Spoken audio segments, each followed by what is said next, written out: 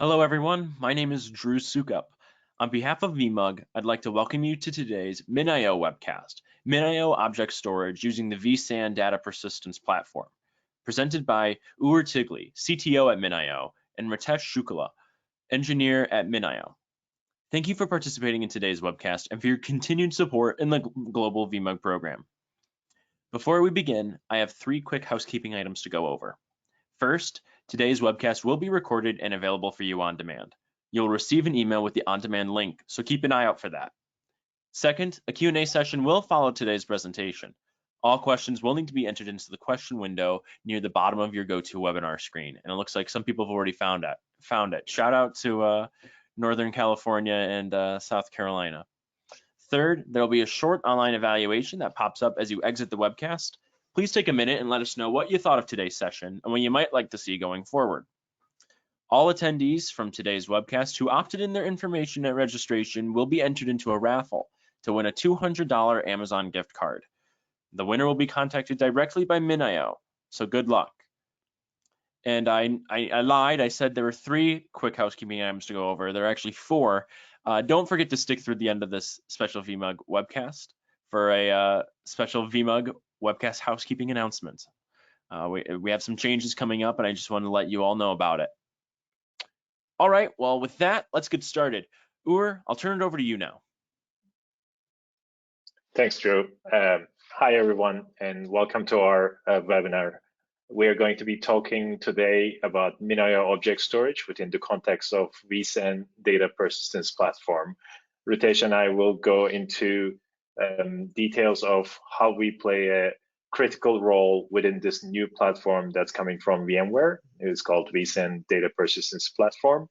And before starting to go into the technical details and use cases, I just want to start with a high-level view of what's happening in our industry and how the applications are changing, and that's its impact on the infrastructure solutions. And we will go step by step into the details and then focus onto the specific offerings from VMware and how we have partnered with VMware as MinIO and solving solutions for the modern cloud-native applications. With that said, this change started happening probably 10 years ago or so, but in the last 5 years, it accelerated in a dramatic way. Especially with the pandemic, a lot of people started to focus on modern cloud-native applications, and use of cloud, whether it's public cloud or private cloud, dramatically increased. And I have a few slides and data points that I'm going to get into in a couple of slides ahead that shows the inflection point in the industry. What before and after kind of view, if we look at it in this slide, in the past we had applications that were designed for large scale, self-contained, homogeneous, very complex, hard to update, and they had a few different components like database backend, the middleware, and the front end. They were quite vulnerable to failures. If one piece went down, everything would go down. The whole application, the whole business activity for that enterprise would be in danger. In the new world, that was a huge problem. Clearly, especially when people are going more and more online, things were getting through a digitalization phase. A lot of businesses saw this as a big problem. And at the same time, about 10 years ago or so, things started to change with the advanced, the need for management or simpler management in the hyperscale deployments in clouds, native / hyperscalers. They started this first, and they went into a different way of developing their applications. These applications were small, interconnected. They were independently developed by different people and put together by another team, and they were using the concept of microservices. So this provided a lot of tinier, simpler applications to develop, to deploy, to update, and at the end of the day, these requirements of having nimble and small reflected on the infrastructure, whether it was network, virtualization, or storage. In today's talk, we're going to specifically double click on the storage component but it affected every piece of the infrastructure in large enterprises. So this required faster technology, and this required nimbler technology focused in doing one thing very well in that whole new infrastructure view of the world. So as I mentioned, this inflection point already happened a couple of years ago. In 2019, we've seen IT spend based on all the industry shops that look at these numbers, IDC, Gartner, and others. In this case, IDC numbers. The spend for applications went over the spend for IT infrastructure. And this is clearly going in that direction. And in the next 5 years, there are a lot of more applications that's going to be getting built, and they will require more cloud native and nimbler microservices oriented solutions across the whole spectrum of the infrastructure IT. So within that changing dynamics and changing world, what did VMware do is where we're going to start our story. VMware was very much familiar with the virtual machines and the change that happened from a bare metal to a virtual machine about 15, 20 years ago. And that change was already happening in the application world with Kubernetes. Kubernetes being the scheduler slash resource manager for this new wave of running your applications in the hyperscaler world that I mentioned. And VMware wanted to make sure that they are also at the center of this trend, this change in the infrastructure IT. Essentially, they wanted to become the bridge between developer and IT operator for all on-prem cloud deployments. And as a result of that, they took a very bold step, and they started, and Kubernetes was available for the last 5-6 years in different flavors from different people, but VMware took a very bold step and took Kubernetes and put it in the center of vSphere. By doing that, VMware essentially integrated the benefits of managing your VMs together with operating your containers within the framework of Kubernetes clusters.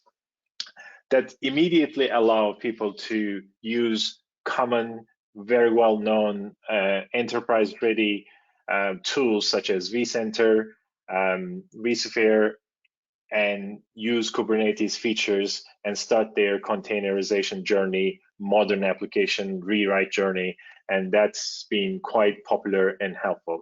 We're still in the early days of it, but VMware really took the right step by doing this and by bringing both the classical VM style infrastructure management to the developers and to the development world.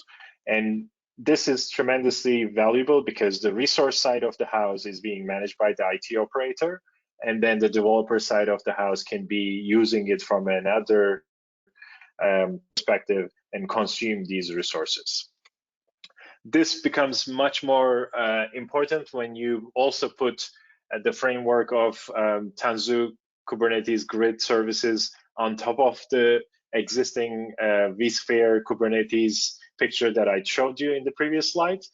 For the developers, they will only work with the REST APIs and Kubernetes on one side, whereas for IT, from a storage and vSphere management and resource management, for both from a CPU and memory perspective, they'll be looking at vCenter and trying to manage resources that is going to be required by application development on the other sides. So this is a true bridging framework, and VMware did a great job, in my opinion, in my personal opinion, and we partnered with them about 1.5 years ago or so, working on the specific data persistency platform that I'm going to go into details in a bit. And this has been quite helpful for third parties to come into this ecosystem that VMware created, the framework that you're seeing in this picture, and be able to plug in right away into the pieces, in our case, the storage piece, and represented here with vSAN. And in other cases, you can also apply it to different areas too. But you can have your VMs, you can have your containers, doesn't matter you're on on-prem cloud or you're on public cloud, you can still use the same software in order to protect your data. And we don't even have to call, in the new world, we don't even have to call it storage, because it's about data persistency. It can be databases, it can be object storage, like I'm going to go into the details with MinIO and how we provide those services that is similar to what people are familiar from Amazon S3. So with that said, vSAN was always being designed as the solution within VMware framework in the past for block storage. And within a HCI type of environment, you could easily use it for basic storage needs within that framework.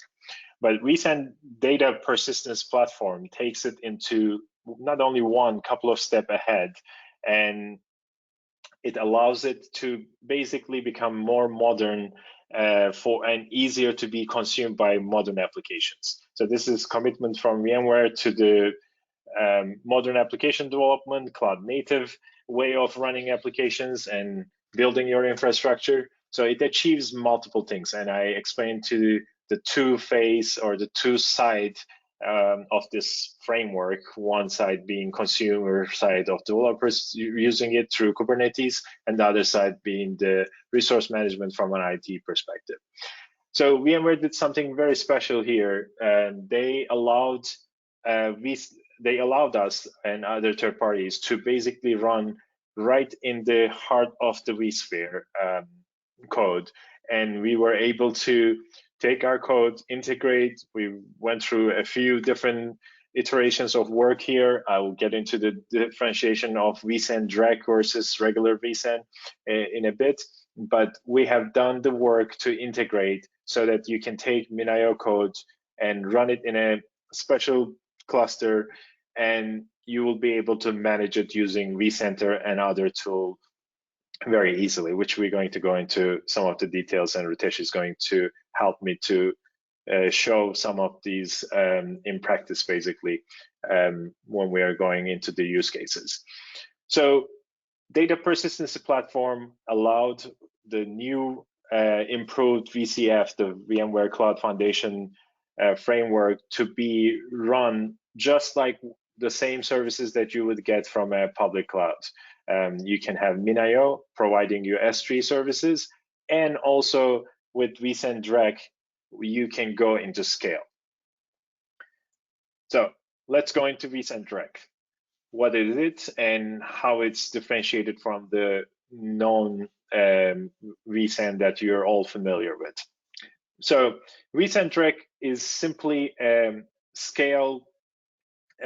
It's a direct attached storage, and it's capacity optimized in a way that it's not within the frameworks of the vSAN cluster that you're familiar with. HCI pooled clusters, you have a ESX cluster, a few of them, and you use vSAN within that framework, and your boundaries are that. With vSAN direct, this can go into petabyte scale. You can have multiple different JBODs or JBOF, and it allows you to directly address those drives within the context of Kubernetes. So instead of being limited with the Shellnetic architecture of vSAN within that ESX cluster, you can have multiple JBODs and multiple assets or servers that you can use its capacity, and you still have a direct IO path to them. So that's kind of what vSAN direct provides, and this is all running under the data persistency platform that I talked about. vSAN direct simply delegates the data protection to MinIO. In this case, MinIO does, in the context of object storage, it does the erasure coding, bitrot protection, object locking, and all of that. But at the same time, it does all the basic things that you're familiar with vSAN to do. It provides a direct access, direct host and local access to these drives that you're pooling together. So with vSAN direct, you're not limited the boundary of the local storage and local HCI deployments. You can extend that into other resources, other JBODs that you might have, and put them all together in a non-replicated PV style and then present it to the Kubernetes cluster. And with this, you can create a very scalable, high-performant cloud-native object storage solutions, and it just can go into petabytes very easily while using all the tools that you're familiar with from VMware and vSAN when you're configuring it. In the classical vSAN, it's simply within the DPP platform, it's simply FTT equals 0. You're not really using any of the features. You can still use MinIO there as well, but you're not really using any of the features from vSAN that you're familiar with. You're letting MinIO to do all of the erasure coding, replication, bitrot protection, and all the things that you need from a data persistency platform perspective, and provide S3 to all your developers readily using the existing technologies. So with this said, I just want to take a step back and talk about why object storage and the popularity of object storage first. And in this platform that VMware created with data persistence platform DPP, why MinIO is becoming very popular for Kubernetes deployments and containerized deployments of applications in the new modern world. So object storage has a few advantages. It's a new RESTful cloud native application, the RESTful API that is like S3, and S3 makes it so much simpler, or has made it so much simpler for application developers to use it. It's not like the file or block-based storage that you're familiar for legacy ones. It can run HTTP protocol, allowed application developers to consume S3 storage wherever it is, whether it's on-prem S3 services or on cloud S3 services. POSIX or Fiber Channel, which were the protocol, NFS or CIFS protocols that were legacy protocols from 20 years ago. It's really hard to scale them across the globe, across the internet, and have that modern way of running things all around the cloud as well, on-prem cloud as well as public cloud. So clearly you're running NFS across data centers, maybe within halls of the data centers is fine, but when you go to WAN and across different continents, it's not the best protocol to be used. So S3's popularity really allowed object storage to be the de facto choice for modern application development and containerized applications. And the other point is it scales. It's truly a scalable solution. Like with MinIO, MinIO binaries is about 50 megabytes of, so it's very lightweight. We have written it in Go, and you can simply apply it to bare metals, VMs, or containers, and then keep scaling it very easily with these frameworks we are talking about, whether it's the legacy frameworks or the modern frameworks. You can apply the same methods and then scale the, you just take raw storage disks and pull them and stitch them together with all the benefits at the application layer. MinIO takes care of the erasure coding and bitrot protection.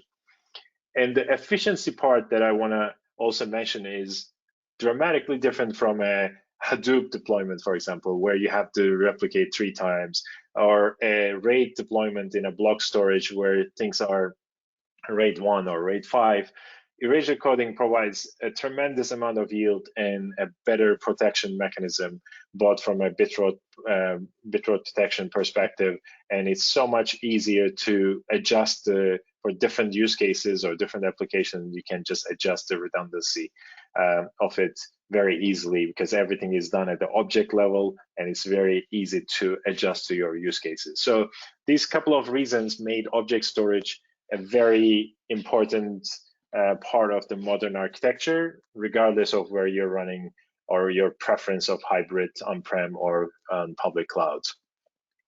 Especially public cloud, the lightweightedness of MinIO made public cloud offerings of Kubernetes very popular place for them, for customers to use MinIO and put it right in there and mask it, because rather than using public cloud 1 or 2's offering of object storage, people wanted to containerize and control their own storage, and that became a trend. And it's in the early days, but it's becoming very popular, trying to make sure that whether it's on-prem or off-prem, they are running the same data persistency platform in this case, MinIO object storage. So in this slide, we talk about how we fit into the world of Kubernetes native object storage. We have integrated to Kubernetes native APIs so that we have what I explained to you before about on-prem and off-prem. It doesn't really matter. It can be deployed anywhere. We are just abstracting the data persistence services, and you can provide us all the resources in whatever platform you're running, and we stitch them together and provide the persistent volumes to Kubernetes cluster. And the control plane is essentially managing us, MinIO, the data persistency solution, just like any other application. Of course, we've done a few very specialized things. We have written our operator, and within Kubernetes, operator is a way of deploying these resources in a very standard templatized way. So we've done all of that, so we can use our operator to consistently deploy these persistency applications, if you will, within a Kubernetes content. And all of the applications can consume storage, S3 compatible, high performance storage from MinIO within that framework. And we also took it a few steps further.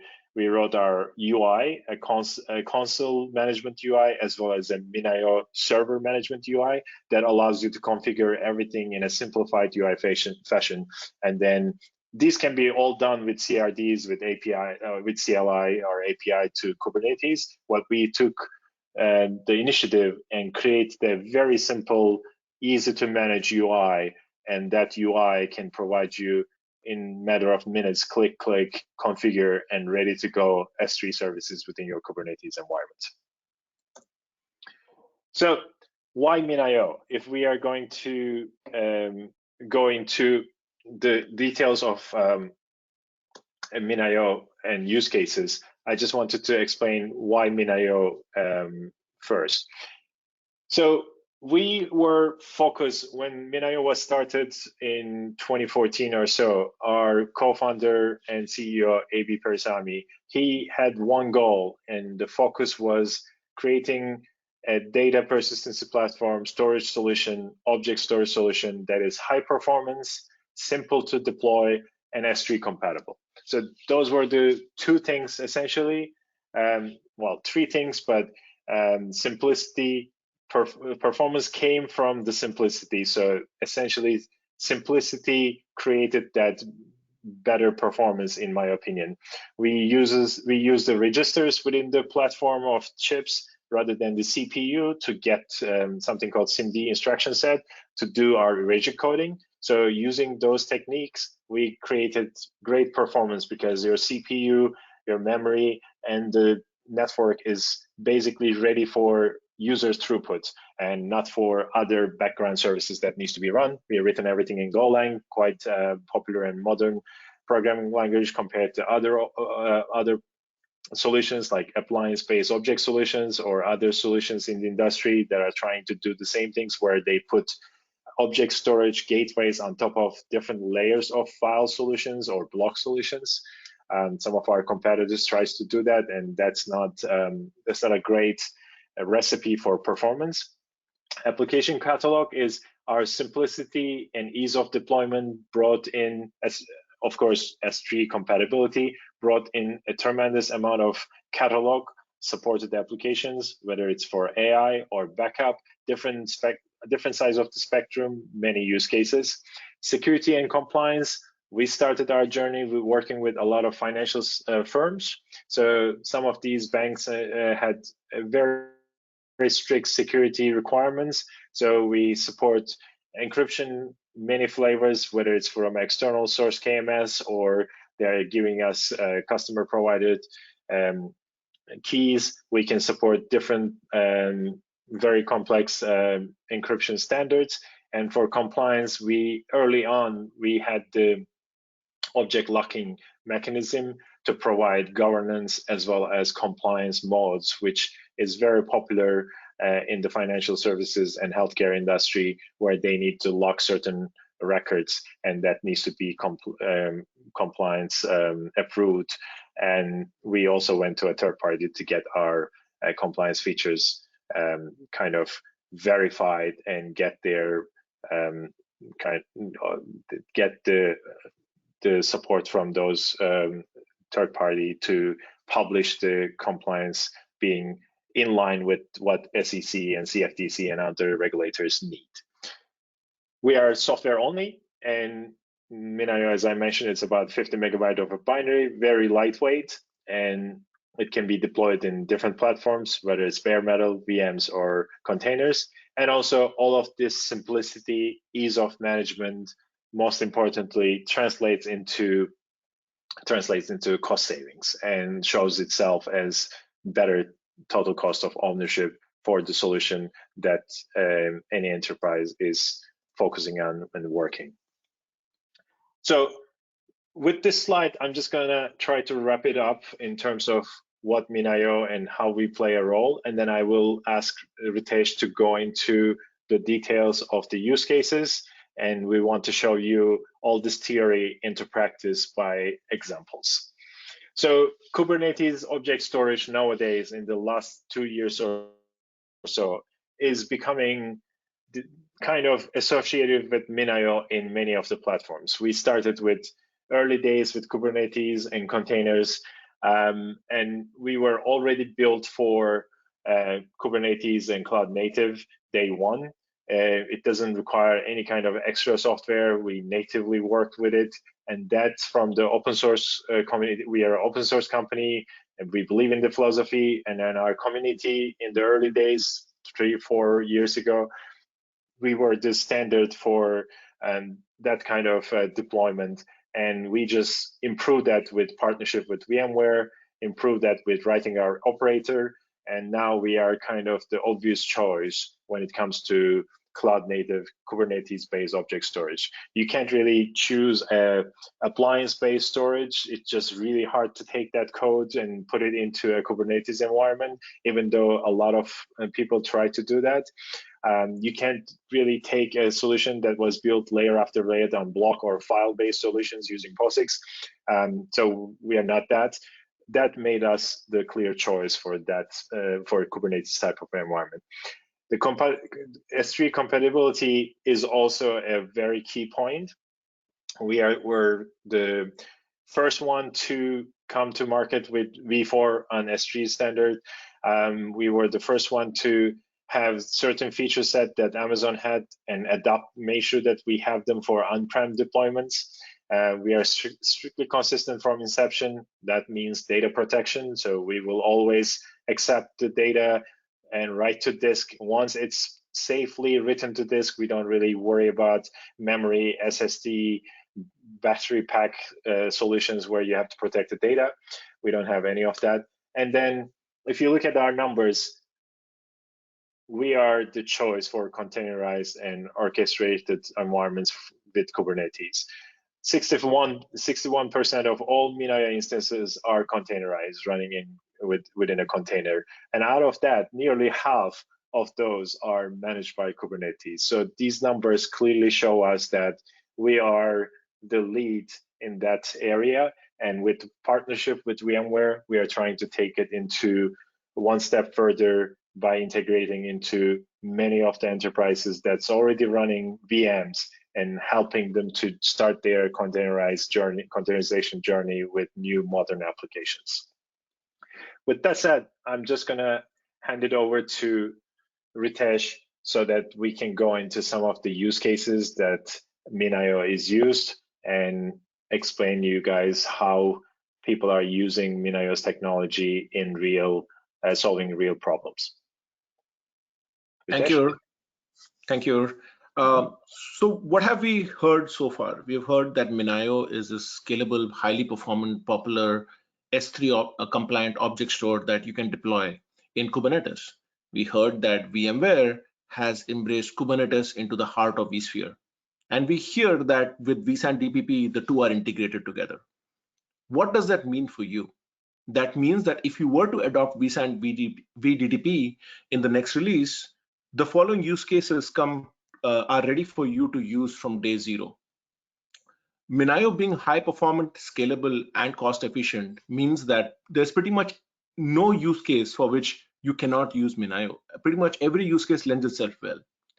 The historically popular backup and archive to object store is there.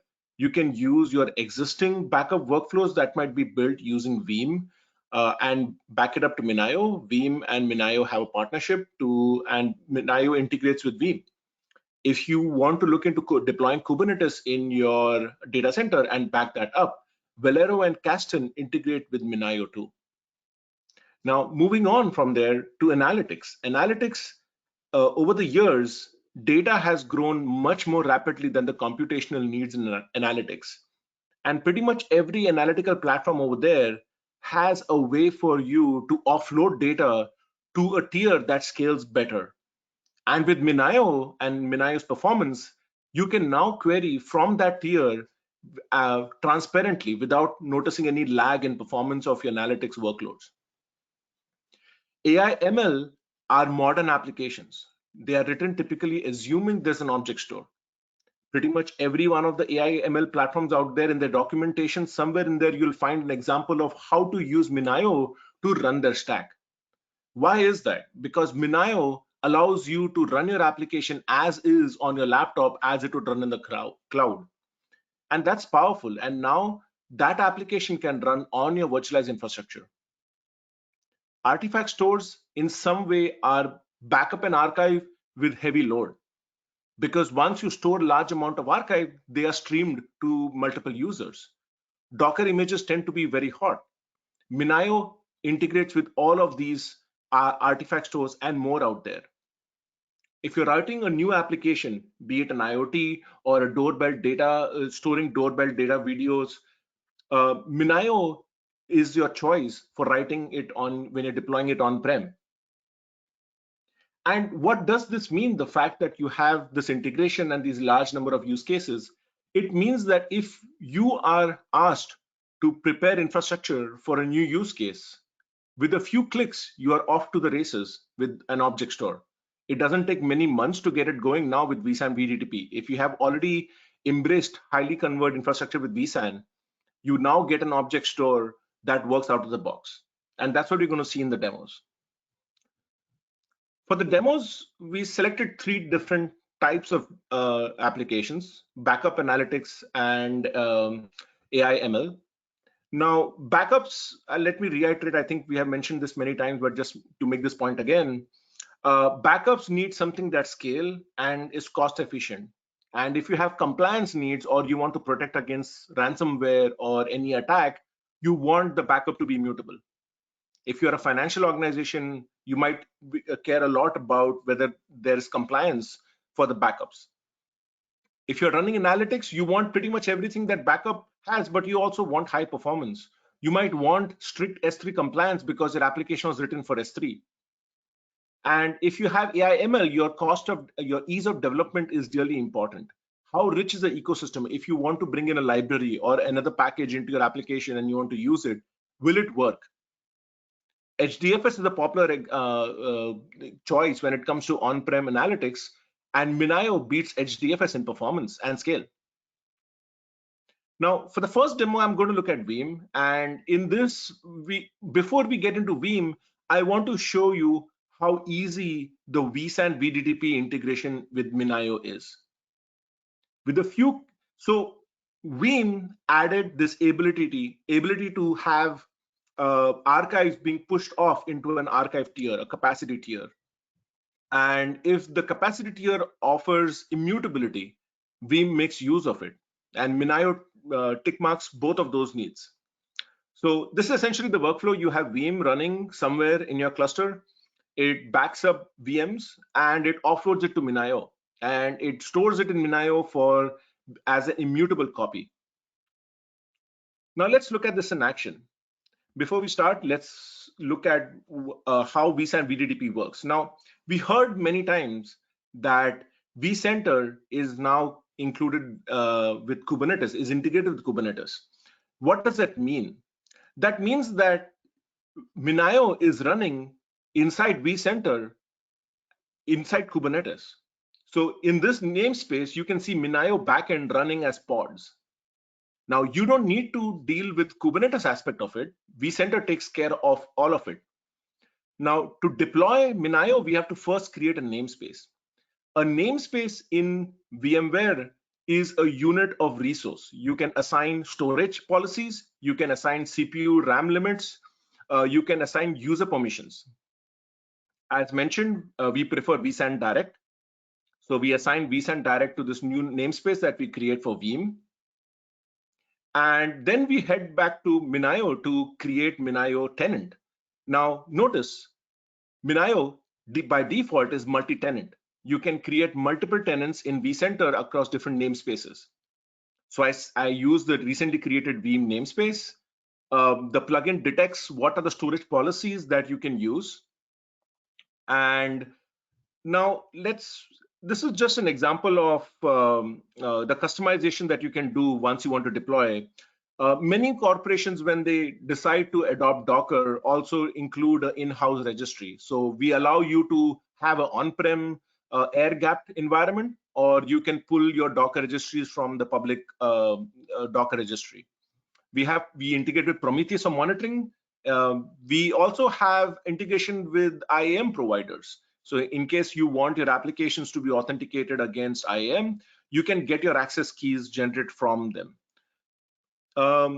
One of the things that MinIO believes strongly is about security. So we include automatic self-signed certificates, or if you have your own root CA and want to use your own certificates, you can provide them to MinIO and MinIO will use it.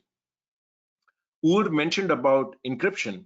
We offer per object encryption. That means each object is encrypted with its own key, and we integrate with various key management solutions.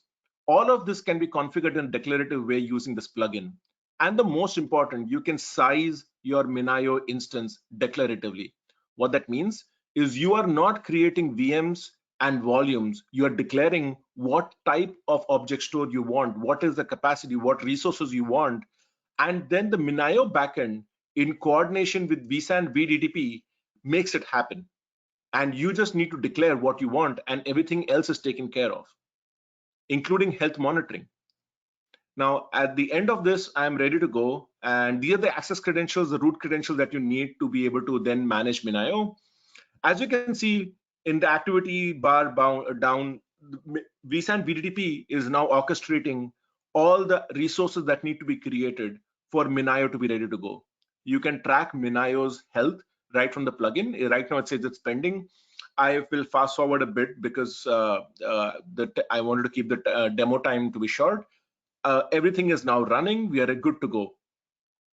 We can now switch over to Veeam. And before that, let me introduce MC. MC is a CLI that MinIO has written, which allows you to talk to S3 or MinIO and manage MinIO. Over here, I'm going to use MC to kind of showcase traffic as well as to create a bucket. Over here, I want a bucket which has locking enabled. So I add this new MinIO instance to MC. I create a bucket which has locking enabled. And that's it. I'm good to go. MinIO has been created. A bucket has been created for Veeam within MinIO's Veeam instance. And now I can switch over to Veeam and add MinIO as a backend. Now notice MinIO is being entered as an S3 compliant storage system.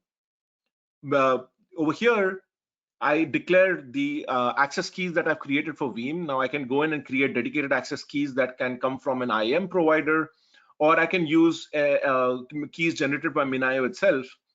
And once I add the backend, I can configure which bucket I want to back up to.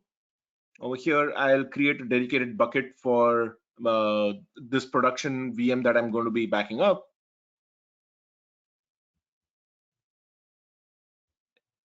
And this is the part where you can declare your immutability needs. And we look at the end that all the objects that are backed up as part of this backup have been locked on MinIO. That means that they cannot be modified.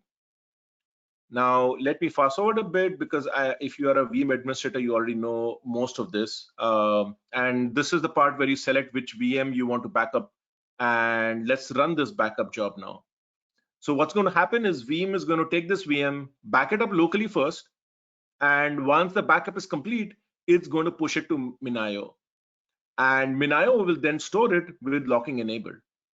So here I'm almost done with my backup. Let's get to now. How do I track the traffic? How do I demo this? So I'm using MC to track live the traffic that's coming into MinIO.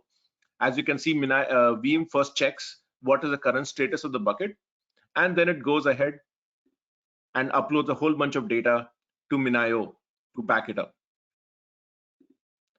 And towards the end, let's look at one of the objects that's been backed up.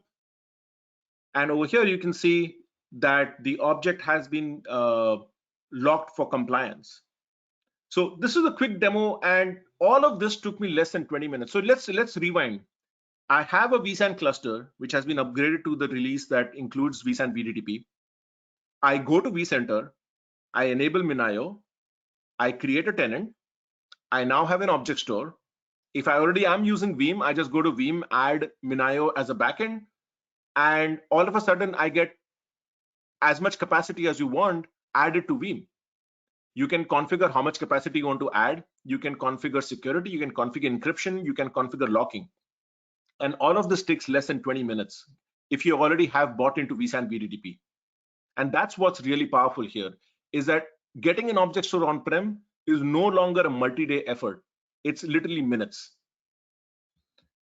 So let's move on to the next demo. So for next demo, we're going to look at Splunk.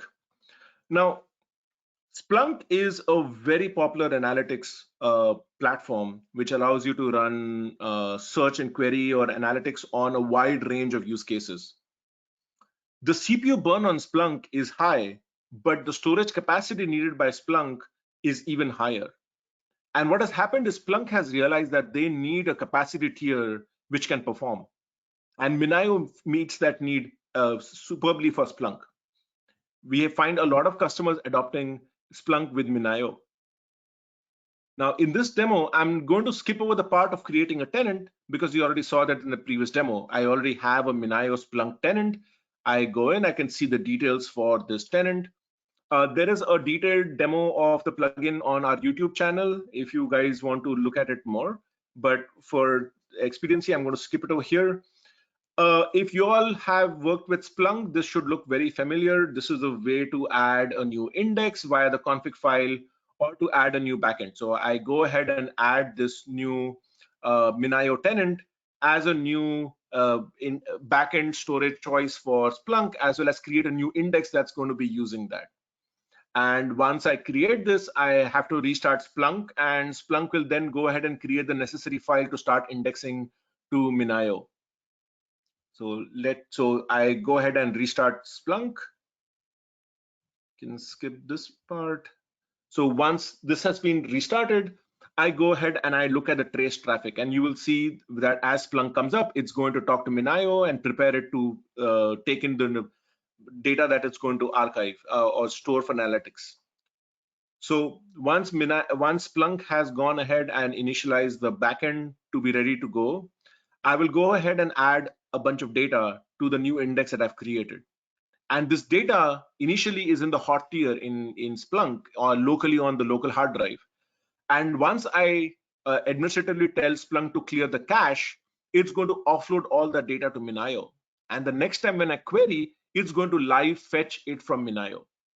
Now, remember, MinIO is a highly performant object store. It's not just a cold tier. It is an active for ready for application development, high performance tier. That means your Splunk queries do not see a lag just because it's been offloaded, the data has been offloaded to MinIO. And that's really important. When you're trying to bring on new use cases, is performance is not an issue. Now I add a sample log file. This is for demo. I use a syslog file of the local machine. And now you can see that the log is ready to search. Now, what I have to do next is clear the cache, which is Splunk administrative task. I go ahead and clear the cache. And then when I run traffic and I do a search, you can see that MinIO is serving all the objects that are being used to complete the search in the background. So again, all of this takes less than 20 minutes. You can get a new tenant going, You can start offloading data, and you can scale the capacity for MinIO effortlessly. And all of this runs using your vCenter. Your operational model remains the same. Your management model remains the same. And now you have a new API. In addition to block and file, you have object on-prem. And that completes the missing piece for your on-prem cloud story. As a last, I'm going to look at Spark. Spark is a really popular programming language for AI/ML workloads. Spark works smoothly with S3 API and does with MinIO. MinIO is highly performant, and in fact, it's a very popular choice for application developers when they're writing their scripts, because the entire stack can be run on a laptop. I mean, you can spin up MinIO on your laptop, you can have Spark running or Jupyter Notebook running, you can test your application to your heart's content locally. And once you're ready to deploy into production, it all works the same. There's no difference. And that's really powerful. And that helps your developers move fast. And as an IT admin, all MinIO being integrated into vCenter means there's a smooth experience right from application development all the way into production. Over here, I have gone ahead and created a Spark tenant, same as before. And what I'm going to do next is note down the details for the configuration that I need to store. I can go ahead and create a dedicated user for Spark. Let's jump ahead to. So over here, I have a basic Spark script. It's going to be talking to what it thinks is an S3 backend. And initially, I don't have any data. I'll run the script. The script is going to fail because there is no data on the bucket. I just created this bucket. And now what I'm going to do is open up the object browser for MinIO, copy some data into MinIO. And then I'm going to run the same Spark script again, and it'll run smoothly.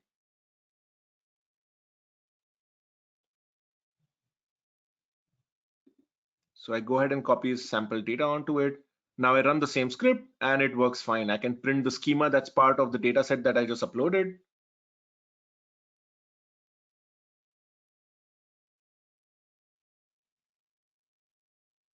I can look at the data and I can transform and write it back to the object store.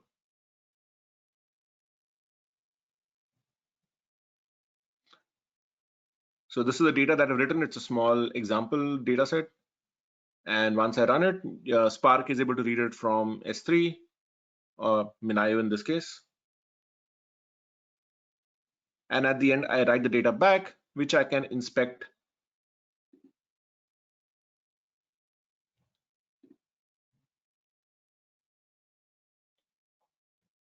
Now, you can have this exact experience when all of this is running on vCenter, or you can have this exact experience on a laptop. So application developers love object store in MinIO, and it's very common to find MinIO being the choice when storing data for MLAI workloads.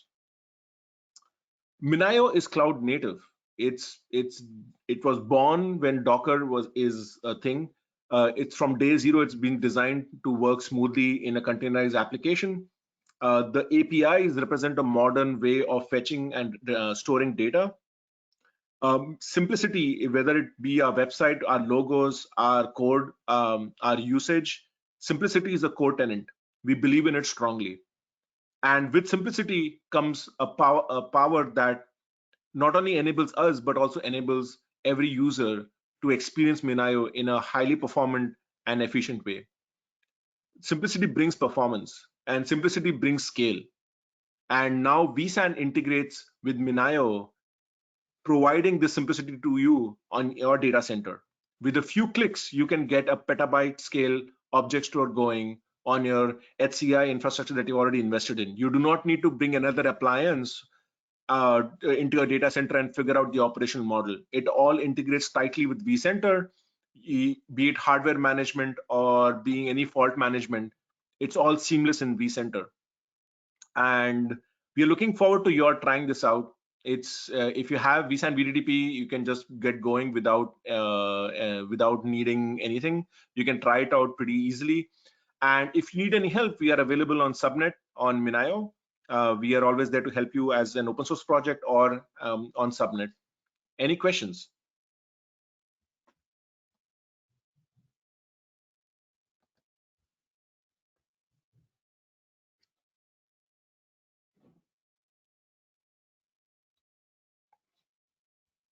So one question that came in is, so how does this priced from a MinIO perspective? So MinIO only charges you on used capacity, not provision capacity. So you can deploy MinIO, and let's say you're using 20 terabytes this month. You have stored 20 terabytes in MinIO. You can go to subnet. You can self-declare the amount of capacity you use, pay, and get access to support. And if you just want to get going, it's free. It's without support. It doesn't cost anything.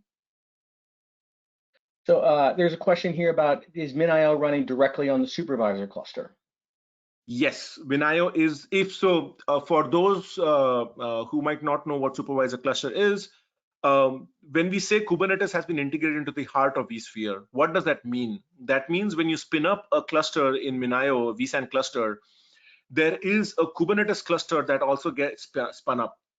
This is the root cluster, and you can then spin up other Kubernetes clusters within each of the namespaces. So for example, the way we created MinIO, you can also in the namespace create another Kubernetes cluster. So this root cluster is called supervisor cluster, and MinIO runs inside that cluster. It doesn't run inside VMs. It runs inside what VMware calls pod VMs. So yes, it is integrated directly into the supervisor cluster. Got it. So Bill had a question. Do we convert traditional HCI clusters that are currently running vSAN directly to vSAN Direct / object storage, or do we need to spin up new storage repositories as object storage and then migrate out of VMs and workloads to that? So vSAN Direct is a storage policy. What that means is that if you have, say, 10 nodes with 16 drives each, you can choose which drives go to vSAN Direct and which drive go to vSAN cluster. So I'm not entirely sure about the upgrade path, but I know that it is not an either or choice. You can have all your existing vSAN use cases as well as vSAN Direct on the same hardware.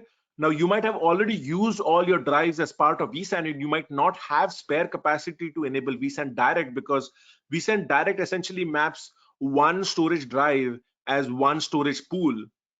And thus, software such as MinIO can deal with their own intelligence on the storage front. So we can check. I would recommend you all to check with VMware, but I think it is possible to add additional drives to an existing vSAN cluster and then use vSAN Direct. But you do not need to choose whether a vSAN cluster is going to be only vSAN Direct or is it going to be legacy vSAN application, right? You can have both the use cases together. So there is a follow-up question to that, and it is basically, is vSAN Direct assigned, are vSAN Direct assigned disks? Can they not be used for vSAN disk groups? I don't think so. I would defer to VMware for answering that question. But once you give a drive to vSAN Direct, it becomes a full-fledged vSAN Direct drive. Got it. Got it. All right. Any other questions that you want to enter into the question box? We're happy to answer them.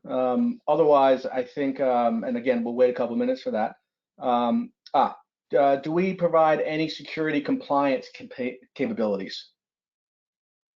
So we do. Yeah, certify. Absolutely. Yeah. Go ahead, Kur. Go ahead, Ritesh. No, go ahead. You go first. Yes, we list the certifications on our website for SEC and other certifications that we have gotten for our storage offering. So yes, we do have compliance for different FINRA and SEC regulations. Does that answer your question?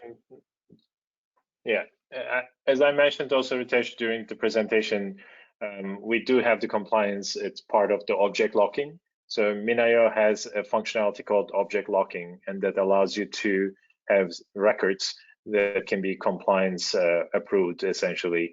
You can use it to lock it for the period of time that is to be, even the administrator won't be able to modify those records and delete and have any type of action on them.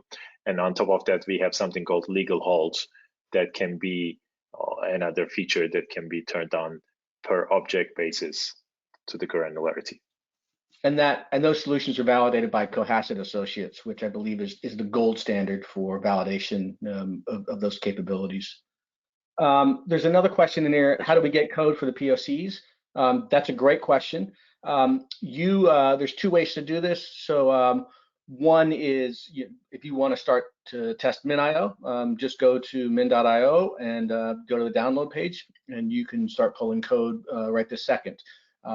Get it up and running. Inside of vSAN, once VCF is GA'd, which is I think they said in the coming quarter here, so not too far away. Once that is GA'd, you will be able to launch MinIO directly from the data persistence platform. And if you can actually set that up today by yourself, you can still launch MinIO directly from the data persistence platform. That comes with a license key and a 60-day free trial. And you'll have full subnet support during that 60-day free trial, after which VMware is requiring a license.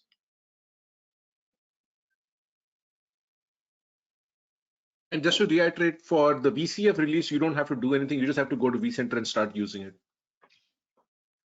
Yep. All right. Well, thank you very much for the great questions. Thank you very much, Thank you very much, Ritesh. Great work today. I think there's a lot of very interesting information, and I think judging on how many people started and how many people are finishing, I think that's a great compliment to you guys. Thank you. We're looking forward to all of you all using it and giving us feedback. Yeah. All Looking forward to working with you guys. Yeah, and nothing's better than working with the MinIO team, right? Really quickly, thank you, Ur and Ritesh, for taking the time to speak with us today, and thank you, Jonathan, for managing the questions. As a reminder to our audience, you will receive a follow-up email with the on-demand link from today's webcast. To find out more about the VMUG webcast program, visit vmug.com and check out the education page. And please make sure to complete the short online evaluation that will pop up as you exit the webcast and let us know how today's session went. Lastly, this is going to be the last webcast we have on this platform.